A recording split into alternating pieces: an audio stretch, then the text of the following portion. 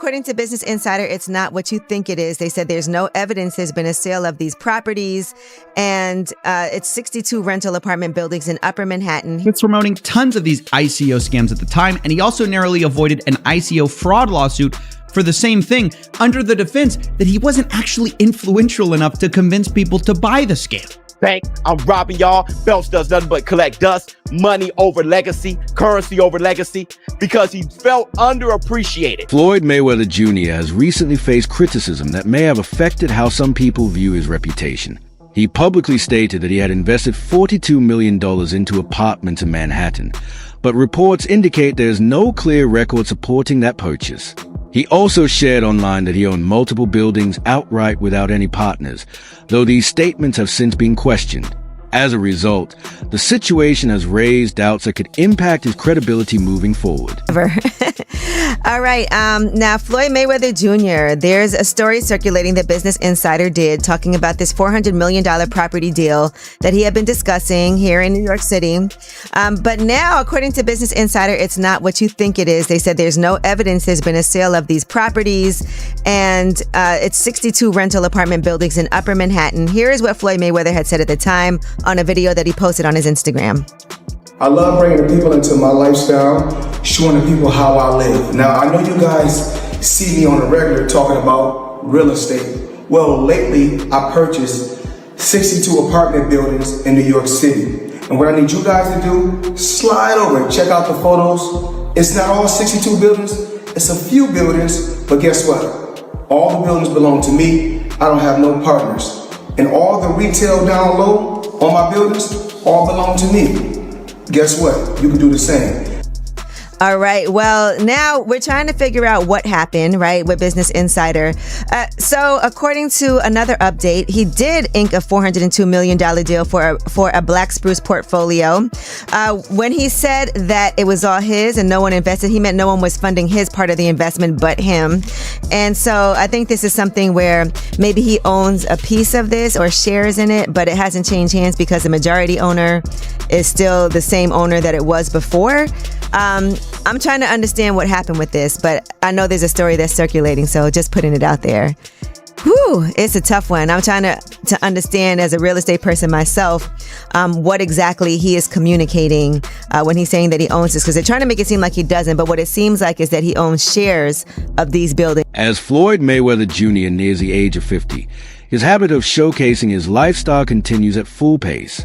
He regularly posts clips highlighting luxury fashion, private jet travel, and large amounts of cash. However, some critics argue that this ongoing display of wealth could be leading him toward financial strain. They suggest that rather than focusing on long-term stability, he may be presenting an image that does not fully reflect a sustainable future. They kind of, think it's a red flag when you're 50 years old to feel like almost 50 and still gotta flex on social media, but people on social media do what they do best. Especially black people try to tear each other down. So people start researching, Angela started researching, and they found out that Floyd was capping. Now, Floyd is part of like some type of ownership group that got a part of it. Then you got 50. In a widely shared clip, Floyd Mayweather Jr. is seen arranging piles of cash across a table, as if putting it on display. He lifts bundles of $100 bills, presenting them almost like prizes. Some observers argue that repeatedly showcasing money in this way can suggest a need for validation, while genuine financial success is often less about public display and more about staying understated. Money made, money made, money made all day. Right here, a light million. Over there, counting up another million over there. Walk with me, ladies and gentlemen. Let me take you into my life. So Andrew Jackson, of course, is on the 20. Benjamin Franklin right here. Money made all day. We in the bank, doing what we do best, counting money. Although Floyd Mayweather Jr. finished his career without a loss, that doesn't mean he won over every fan. Some viewers have openly said they tuned in hoping to see him beaten rather than celebrating his wins. His defense-focused approach is often labeled as less exciting, and when combined with his confident persona, it becomes clearer why certain audiences found themselves supporting his opponents instead of him. One of the best middleweights of all time is fighting this weekend. I didn't say greatest, I said best. I am really high on Janibek Ali Manila. He beats Canelo. He knocks out Crawford with ease. This guy's a monster. Absolute freak. If you guys haven't watched his highlights, if you guys haven't watched the full fight, go watch him. He's fighting this weekend. Make sure you guys tune in. His last fight was absolutely domination. This should be illegal. But a lot of people ask me like, Jerry, why are you so high on Janibek? What does Janibek do, or whatever the case may be? The guy is huge for 160. He's huge for 168. He debuted at 175. He's a light heavyweight. He's cutting down to 160 because Canelo won't give him the fight at 68. And 75, he's still a bit undersized. But he's a southpaw, quick hands, quick feet, explosive one-punch knockout power, insane timing, insane punch selection, amazing boxer on the inside. Probably a top 3 boxer when it comes to fighting on the inside the pocket. Probably has the best uppercut in all of boxing. Janibek Ali Mahanila is a monster. I hope you guys tune in this weekend to see what I've been seeing. Not too long ago, Floyd Mayweather Jr. faced restrictions tied to promoting financial ventures that drew scrutiny, including certain cryptocurrency and investment-related projects. After that period ended, he became involved in similar activities again, this time alongside Kim Kardashian in promoting an NFT initiative. Critics argue that instead of moving away from these controversial deals, he appears to be returning to the same types of profit-focused opportunities repeatedly. When Floyd Mayweather was banned for 3 years from promoting securities after scamming his fans with an ICO called Cintratec. He was promoting tons of these ICO scams at the time, and he also narrowly avoided an ICO fraud lawsuit for the same thing, under the defense that he wasn't actually influential enough to convince people to buy the scam. And now that it's 2022, his 3-year securities ban is over, and he's back to scamming again. He's currently being sued once again for his promotion of Ethereum Max alongside Kim Kardashian, and also has gotten really into NFTs. And if you in the NFT world and you betting on me, you will never lose. But what I need you to do right now, go get Mayweatherverse. That's my new NFT. I've been working on that for months. If I win, you win. Now, it's pretty obvious from these comments that Floyd has learned nothing after not reading the SEC settlement. So maybe that's why he tells us we can't lose by betting on it. So let's put that to the test with his last 3 NFT projects. I'm dropping my NFT tonight. FloydNFT.com, August 10th. Go get it right now. Matter of fact, don't even wait till August 10th. Get it now. My NFT. Own a piece of my legacy. Floyd Money Mayweather.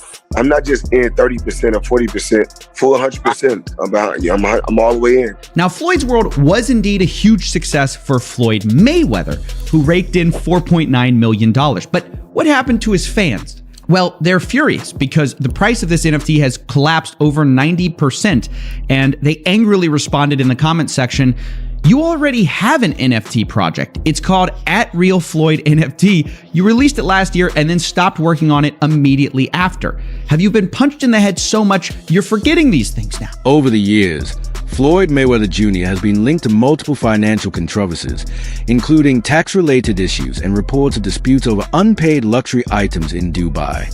Rather than appearing as isolated cases, these situations have been viewed by some as part of a broader pattern.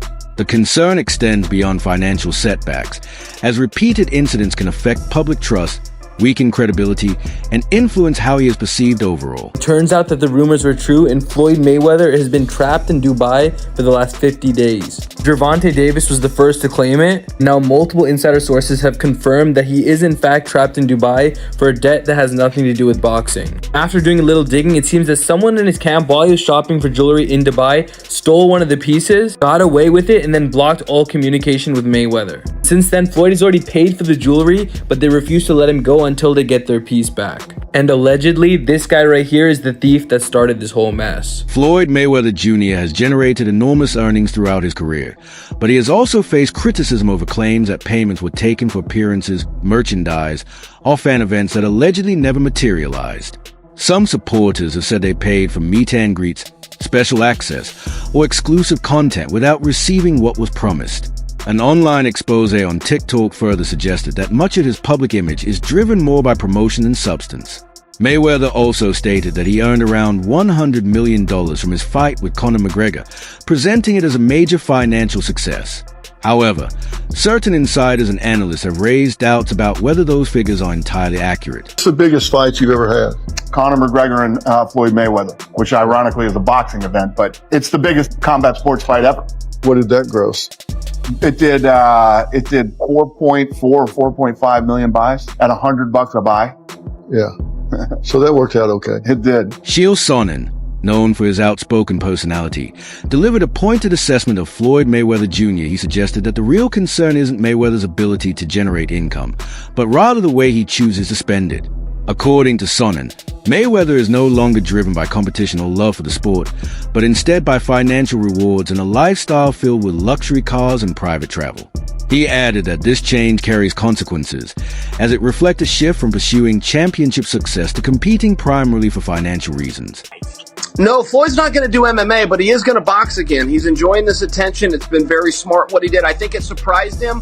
I think he was just going out to have a little bit of fun. I don't think he realized he could get 4 and 5 weeks of headlines out of this, but he does need to box again, for sure. I mean, you call it breaking news, but I will tell you unequivocally right now, Floyd Mayweather does and is planning to box one more time. And the motivation behind getting into a ring again to box when he said he's retired, why? Why do it? Floyd's broke. You got to understand, the only thing more embellished than Floyd Mayweather's pay-per-view numbers is Floyd Mayweather's net worth, and he made a lot of money. But remember this, it does not matter what you made, it matters what you kept, and he is a dum-dum. So anyone, Floyd's made $1 billion, Floyd has gotten $300 million for Pacquiao, $300 million for McGregor. That might be true, but that money does not exist anymore. Is that what you're saying? Yeah, that's right. I mean, so Mike Tyson, he did real well too. Evander Holyfield, again, it's not what you made. And don't forget, boxing and MMA math, whatever that number is, you get 30% of. So 30% of $1 billion, he still did really well, but not when you're spending money like that. I mean, that's just the way it works. We've seen a progression of these guys, one after the next, that all end up the same way. And that's broke, and they're just not smart with their money. And, I mean, that's all it comes down to. I'm not even trying to bag on Floyd. Look, he's just not a very bright guy. He's surrounded with even less bright guys. This is the way it works when you're a boxer and you go spend that kind of money. If you ever buy things that cost money to own, you're going to be broke. Floyd Mayweather Jr. often connect financial success with personal achievement, regularly using social media to highlight his wealth. His posts commonly feature stacks of cash, high-end cars, and other luxury items as symbols of status. While he presents this as evidence of what he has accomplished, critics, including Shannon Sharpe, have raised concerns. They suggest that repeatedly showcasing money could point to questionable financial habits and an emphasis on appearance rather than long-term security. From this perspective, instead of focusing on building lasting wealth, Mayweather may be prioritizing how he is perceived by others. Some believe this strong focus on material displays could eventually take attention away from responsible financial management and lead to challenges in the future. The money man is getting ready. Super Bowl weekend, Las Vegas. You had to get the ones. Make it rain. Get in. I need everybody. I mean everybody. Had Girl Collection, Thursday, Friday, Saturday, Sunday, the Super Bowl, or whoever win or lose, it don't matter. I need everybody there. Girl Collection. Yeah.